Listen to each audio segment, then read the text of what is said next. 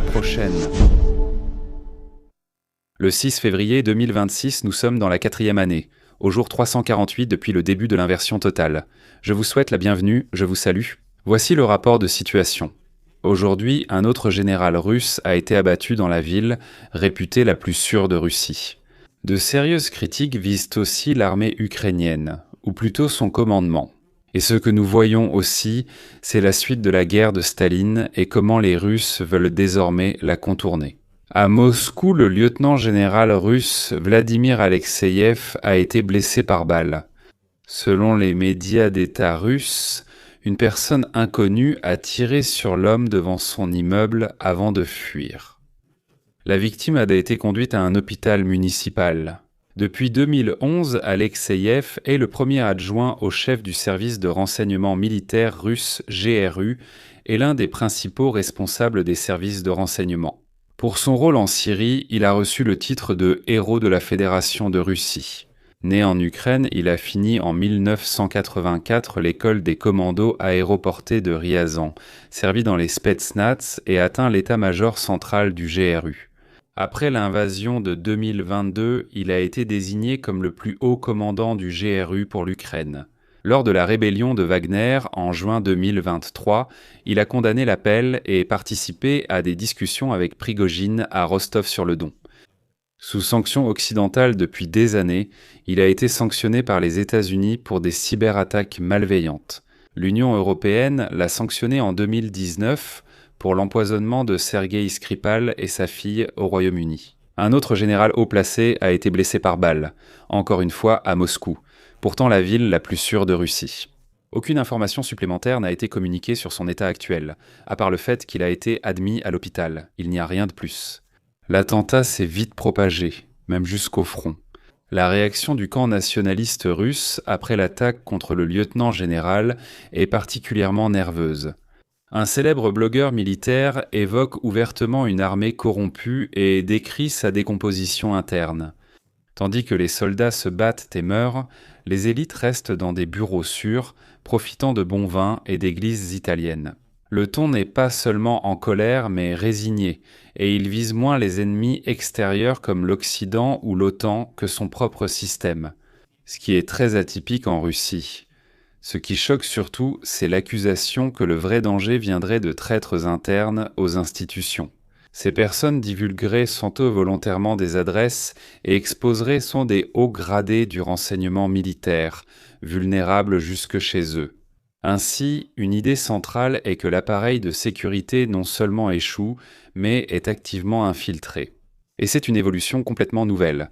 Le fait qu'en tant que général à Moscou, on n'est presque plus en sécurité, nous l'avons déjà constaté lors des derniers attentats, et il n'y en a pas eu si peu. Que les forces de sécurité aient été infiltrées est inédit, du moins selon les affirmations. Ces déclarations dépassent de simples réactions émotionnelles. Elles traduisent une paranoïa grandissante dans le milieu pro-guerre qui se voyait loyal envers l'État et l'armée. Si même ces voix remettent en question la cohésion interne, cela indique une perte de confiance qui va bien au-delà de l'attentat concret. Le Canada soutient la défense aérienne ukrainienne avec des missiles solaires AM. Ni Kiev ni le Canada ne précisent le nombre fourni. Les missiles comblent les faiblesses face aux missiles de croisière russes et aux drones, renforçant la défense aérienne ukrainienne dans le domaine RR. Les attaques russes contre les infrastructures et les villes se poursuivent actuellement. Le contexte de cette annonce est remarquable.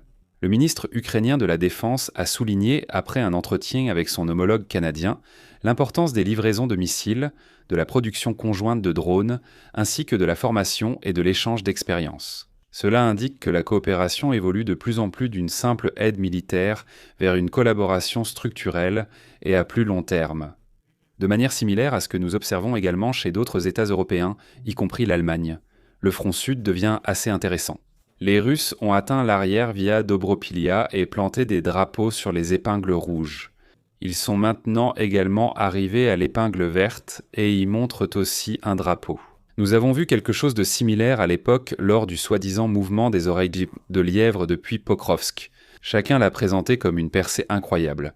Pourtant, ce n'en était pas une, ce que j'ai pu réfuter à plusieurs reprises. Ici, cela semble similaire. Nous voyons des schémas comparables, mais je préfère rester prudent. L'accent reste sur le conditionnel « pourrait ». Je changerais d'avis si l'on avait d'autres géolocalisations russes à Dobropilia ou quelque part entre les deux, mais il n'y a pratiquement rien. Je suppose qu'ici, un petit groupe de soldats cause à nouveau des troubles. Je ne veux pas non plus minimiser leur action. Ils ont tout de même contourné la défense ukrainienne. Mais la localité de Ternovat est par exemple l'un des endroits où, récemment, des soldats russes ont été capturés par un drone. Et je ne pense pas qu'il y ait autant d'Ukrainiens ici, et ce petit groupe ne peut pas non plus s'échapper, car sinon on verrait une géolocalisation de renfort, ou au moins de ravitaillement ailleurs. Des commerçants russes profitent des restrictions soudaines sur Starlink pour les troupes en vendant rapidement des alternatives locales. En quelques heures, les prix des systèmes Internet par satellite russes ont beaucoup augmenté. Le cas du système Yamal 601 utilisant le réseau satellite de Gazprom est frappant. Des appareils qui étaient récemment proposés pour l'équivalent de 500 à 700 $ coûtent désormais plus de 2600 $ pièce. Des observateurs parlent d'un quadruplement du prix. Parallèlement, il devient évident pourquoi les soldats russes ont jusqu'à présent largement évité ces systèmes. Yamal 601 est considéré comme techniquement très obsolète. Des connexions instables, un volume de données très limité et des vitesses de transmission faibles sont ici monnaie courante. Pour les applications militaires comme le contrôle des drones ou la transmission de données en temps réel, le système est peu adapté. C'est justement pour cette raison que de nombreuses unités avaient auparavant misé sur le Darling, qui est plus petit, plus rapide et nettement plus fiable. La hausse des prix affecte les troupes, car le ministère russe de la Défense ne parvient toujours pas à offrir un accès Internet par satellite généralisé à ses soldats. Surtout en si peu de temps, cela signifie que de nombreuses unités doivent se procurer elles-mêmes de tels systèmes, et c'est là que les prix sont augmentés. Nul ne peut dire que le capitalisme ne s'impose pas partout. Les alternatives, désormais plus coûteuses et moins efficaces, font peser la charge sur les soldats. Un blogueur militaire russe note aussi qu'affronter l'OTAN en utilisant son système de satellite, sans alternative nationale, n'était vraiment pas une bonne idée. Qui l'aurait cru ? Au moins, on peut désormais détourner les terminaux pour les utiliser comme table. Après la chute de Ulgepol et la prise d'une localité voisine, les Ukrainiens ont perdu un des 2 points clés vers Zaporizhia. Vers le Nouvel An, les forces russes ont capturé le poste de combat et d'observation d'un bataillon de la 102e au centre de Ulgepol. Brigade de défense territoriale, qui s'est révélée être le premier bataillon de la 106e. Brigade de défense territoriale qui, avant les réformes de l'été 2025, était rattachée sur le plan organisationnel à la 102e. Brigade. Nous avions déjà examiné cela dans le rapport de situation à l'époque. Peut-être vous souvenez-vous encore de l'image en arrière-plan. Début janvier, des troupes russes ont été localisées dans de vastes parties de la ville, ce qui signifie en fait la perte de la localité. Les troupes se les signalent une forte surcharge. Un soldat du 2e bataillon du 102e, Brigade a expliqué que son unité repoussait presque sans arrêt des attaques russes depuis juin, subissant des pertes continues et recevant peu de renforts. Il n'y a pas eu de rotation pendant plusieurs mois. La logistique au sol s'est complètement effondrée, le ravitaillement n'est assuré que par drone. Un ancien membre du service de soutien psychologique de la brigade rapporte également qu'après le passage sous le commandement opérationnel Sud, toute la direction a été remplacée d'un seul coup.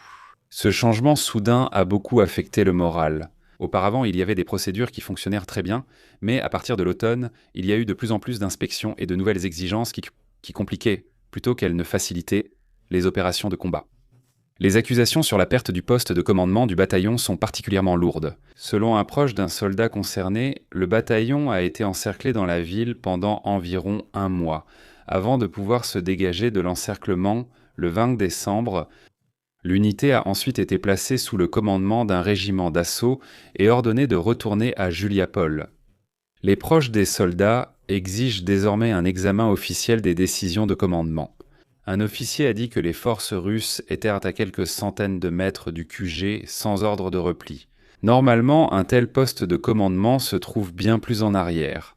La demande d'autorisation de repli aurait donc été refusée. Savez-vous à quoi cela ressemble ? Aux méthodes de Sierski.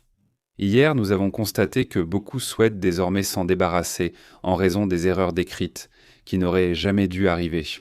On ne change pas toute la direction juste avant un combat difficile, ni n'ordonne de contre-attaque désespérée ou de défense totale d'un territoire. Déterminer celui qu'on aurait dû quitter plus tôt en se repliant. Merci aux abonnés, membres et à l'équipe Holguk. Merci à l'Oberstleiter Dr Enneke, Robert Siller et Freddy Meylofer. Abonnez-vous, likez, commentez et à bientôt pour la prochaine analyse.